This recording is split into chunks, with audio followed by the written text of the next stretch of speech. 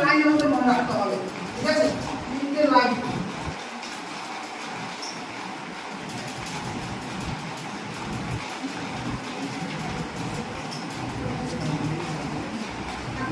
সাগরে লবণ অতীত, সাগরে লবণ অতীত,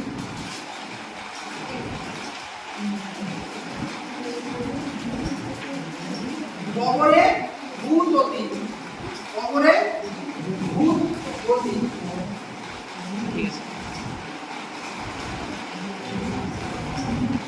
টেরা লম্বা ভূত, ঠিক আছে? টেরা লম্বা ভূত।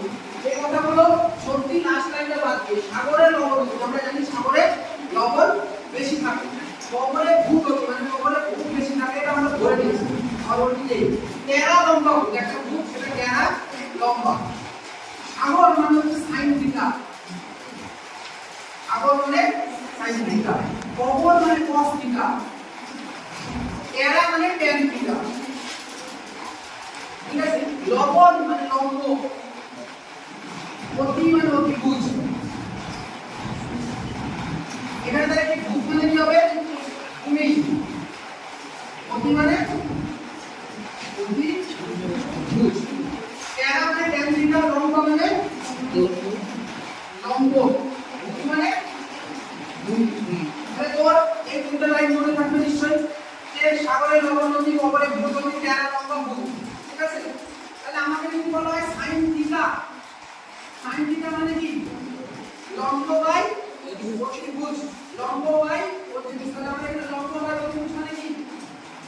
AB by A C, A B by A C, এটা আমরা লিখলাম।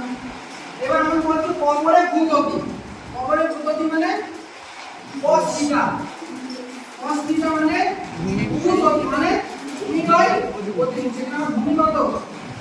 বিসি, আর অতিভুজ এসি, এসি। এবার হচ্ছে টেরা, টেরা মানে tan theta, tan theta, tan theta মানে লম্ব ভূমি, মানে লম্ব বাই ভূমি, তার মানে আমার এবি বাই বিসি, ঠিক আছে? তুই এটা যদি ভুলে যাস সাইন থিটা মানে কি, cos থিটা মানে কি, tan থিটা মানে কি, তাহলে এটা মনে রাখতে হবে যে সাগরে লবণ অতীত, কবরে ভূত অতীত, টেরা লম্বা ভূত, ঠিক আছে? পরীক্ষার টাইমে পরীক্ষা দিতে গেলে পরীক্ষার হলে যাই নিজের কোশ্চেন পেপারে খাতায় এই তিনটা লাইন লিখে রাখ, ঠিক আছে? তারপরে যে অঙ্ক করতে হবে। এবার যদি লিখে রাখিস সাগরে লবণ অতীত, তাহলে তুই জানিস লম্ব বাই অতিভুজ মানে সাইন থিটা, তুই জানিস কবরে ভূত অতীত মানে ভূমি বাই অতিভুজ, কারণ টেরা লম্বা ভূত মানে লম্ব বাই ভূমি। তার কাছে শুনতে হবে না, সব মুখস্থ করতেও হবে, ঠিক আছে? এইবার তোকে যেটা মনে রাখতে হবে যে sine theta, cos theta, tan theta এই তিনটা থেকে আমি বাকি জিনিসগুলো বার করতে পারবো? হ্যাঁ অবশ্যই পারবো। সেটা কি মুখস্থ রাখতে হবে? তারও আরেকটা টিপস আছে, সেটা আমরা বলি। তাহলে এইটা আমরা মনে রাখলাম, ঠিক আছে? এইবার দেখ, এইবার হচ্ছে আমরা একটা ষড়ভুজ অঙ্ক করব।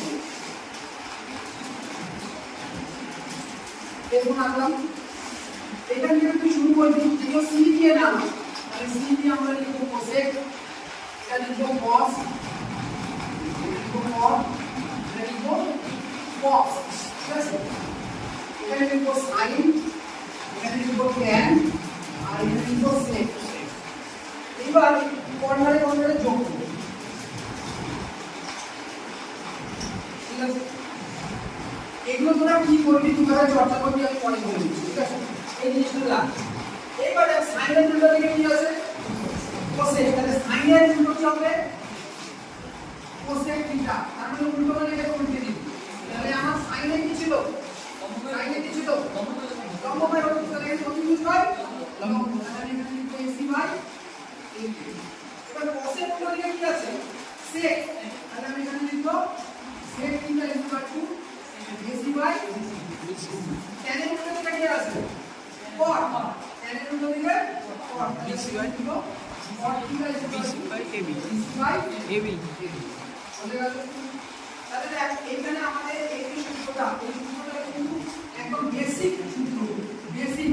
এটা কিন্তু আমাদের লাগবে কি করে প্রথম সূত্র, যে sin থিটা মানে কি? sin থিটা মানে সাগরে লবণ, cos থিটা মানে কি? কবরে ভূত, tan থিটা মানে কি? টেরা লম্বা ভূত, sin এর উল্টো কোসেক, cos এর উল্টো